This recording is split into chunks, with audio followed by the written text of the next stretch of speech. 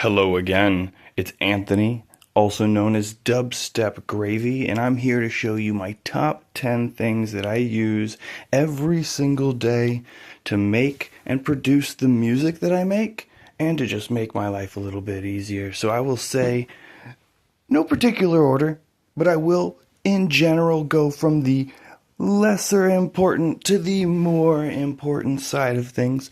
To kick things off, I would say just my headphones. These are kind of multi-purpose. I also use them to game with. I got my PlayStation over there, and I'll pop them right off of that, boom, right into the music, and keep my life going. That being said, it also plugs into this bad boy here. This is my vinyl player.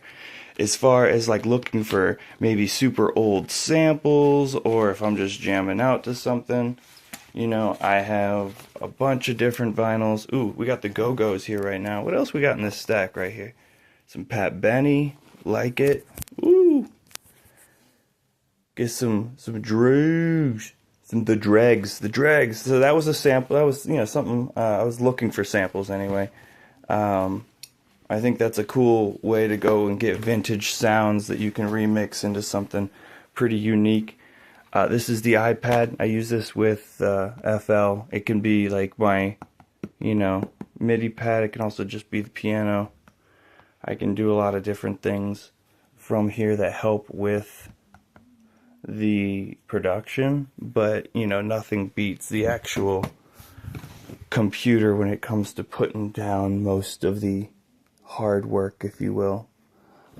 That being said, two different mics that I use in general more often is this condenser mic. Goes right along with this guy.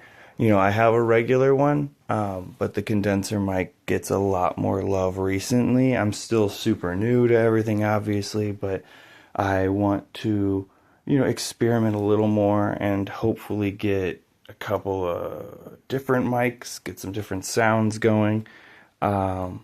That's just a cord there. This is one of my, this is my audio interface. It's more important than I realized.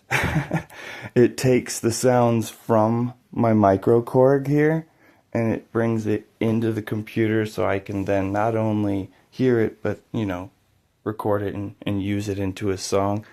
This little bad boy is my fader.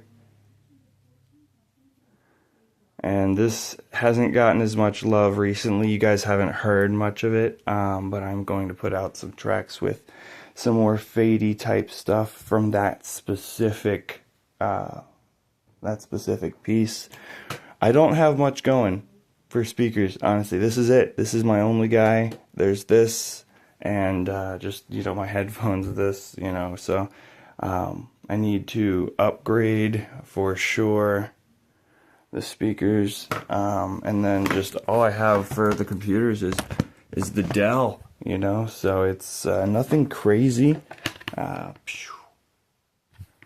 want to get something with more RAM, a little more power, but for a startup, this is what works for me. This is what keeps it going.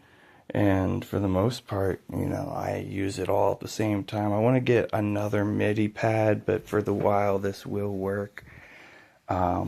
Next up after that would be maybe a drum machine, and then a looping machine for sure.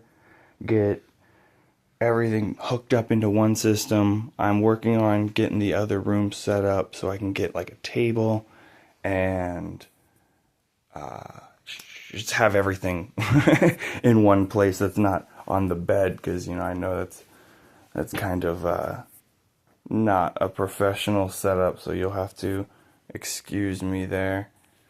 That being said, you just saw the sauce. I'm not going to necessarily show you how long I cook all the ingredients for, but these are the ingredients, so to speak. So, hopefully you guys, if you have any advice on what kind of looping machine I should grab. I was looking at the Akai MPC. That's like a drum machine looping station. It's kind of like a groove station, I think is what they were calling it. Because like you have your groove box and then you have your tabletop station. But yeah, I think that's the direction that we're gonna have to go into. I think that's the smartest direction to head. But for now, I think I'm just going to end off the video with one of my more recent tracks to let you guys vibe to, and I appreciate you listening to my video. Until next time.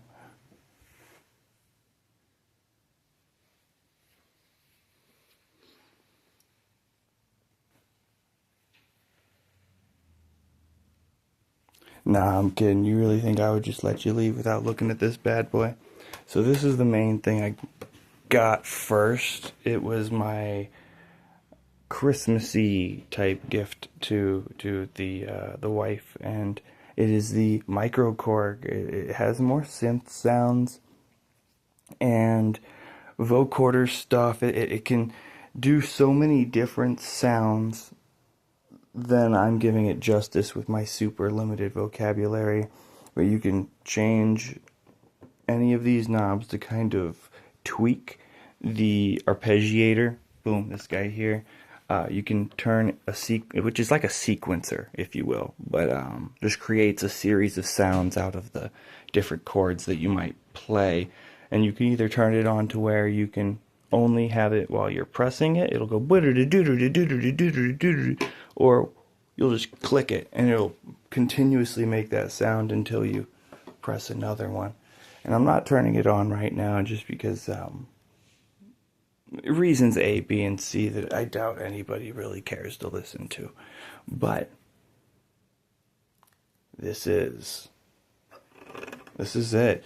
It's kind of fairly similar sound to like a Tron, your Daft Punky style of tunes for sure. With the condenser mic, you can definitely make that, work it harder style of voice. You just have to really tweak it in, which, maybe that'll be, the challenge, is try to recreate that same song or one of the songs that, is popular enough to be able to recognize if you have a super robot voice. That being said, boom. That was the secret last piece. That's my baby. That's my pride and joy. You guys have a wonderful night.